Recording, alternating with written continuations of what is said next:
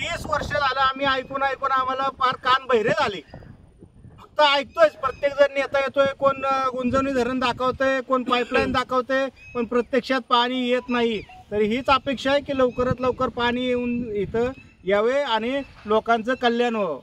आज आपण शालेय जीवनापासून पाहतो हा गुंजवणीचा प्रश्न हा पुरंदरमध्ये चेष्टेचा विषय बनलेला आहे। निवडणूक आल्या की गुंजवणीच्या पाणी प्रश्नी नेते त्या ठिकाणी जागे होतात, उपोषणकर्ते त्या ठिकाणी जागे होतात। याकडे तुम्ही कुठल्या हेतूने पाहाल?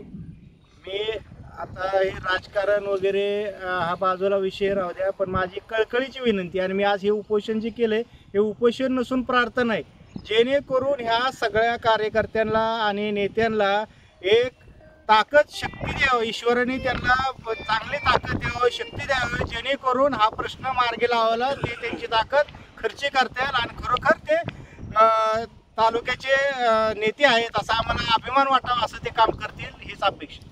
आज तुम्ही या ठिकाणी उच्च शिक्षित असूनही या प्रश्नी लक्ष घालताना सकाळपासून अधिक महिलांनी खेरीज या ठिकाणी तुम्हाला पाठिंबा दर्शवला, काय भावना होत्या सर्व लोकांच्या?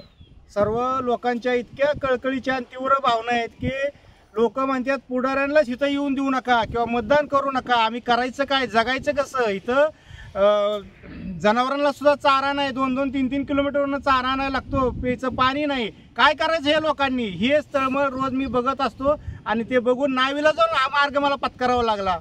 तरी ह्याची सगळी प्रशासनाने आणि नेते मंडळांनी नोंद घ्यावं हीच कळकळीची विनंती आहे। आज या ठिकाणी आपण पाहतोय की कुठलीही राजकीय पार्श्वभूमी नसताना, कुठल्याही राजकारणाचा लवलेश नसताना, काही त्याच्यामध्ये स्वार्थ नसताना एक उच्च शिक्षित तरुण या ठिकाणी येतो आणि या परिसरातल्या लोकांच्या भावना या ठिकाणी बोलून दाखवतो।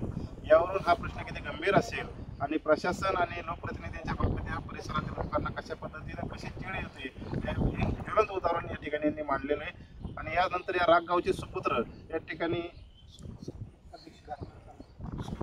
सोमनाथ चव्हाण या ठिकाणी आपल्या भावना व्यक्त करतात। राग गावामध्ये 1994 सालापासून गुंतवलेल्या क्षेत्रातील जमिनीसाठी शासनाचे शक्य आहेत, परंतु शासनाच्या अनेक योजना होतात, रस्ते होतात, खडी मशिनी होतात, परंतु पाणी आणायला सरकार काही मदत करून देत नाहीत।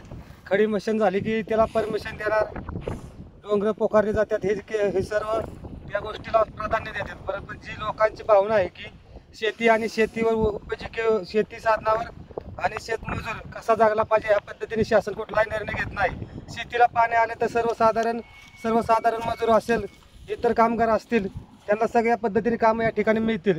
हे आमचे धरण आहे कधी 4 वर्षातनं पावसाच्या जीवावर भरतं तर कधी 10 वर्षातनं भरतं, परंतु त्याचा 60 क्षमता एकदा भरल्यानंतर 2 वर्ष ते पाणी गुळूंचे असेल, कर्नरवाडी असेल, राख असेल, परिसरातील लाभक्षेत्रातील सर्व ह्या आमच्या लिकायच्या तलावामध्ये पाणी आल्यानंतर सगळं शेती या ठिकाणी बागायत होती।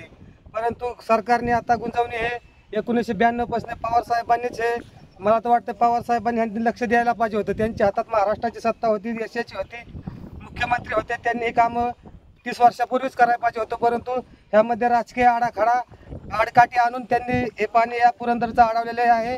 खाली तुमचे माळशिरसला पाणी जातं, बारामतीला जातं, सांगोलापर्यंत, पंढरपूरपर्यंत पाणी जातं, तिकडे उपसा सिंचन होत्यात, सातारा जिल्हा असेल हे होत्यात, पण पुरंदरच्या भागातील जी 16 गावं आहेत ती कायम वंचित ठेवलेली आहेत।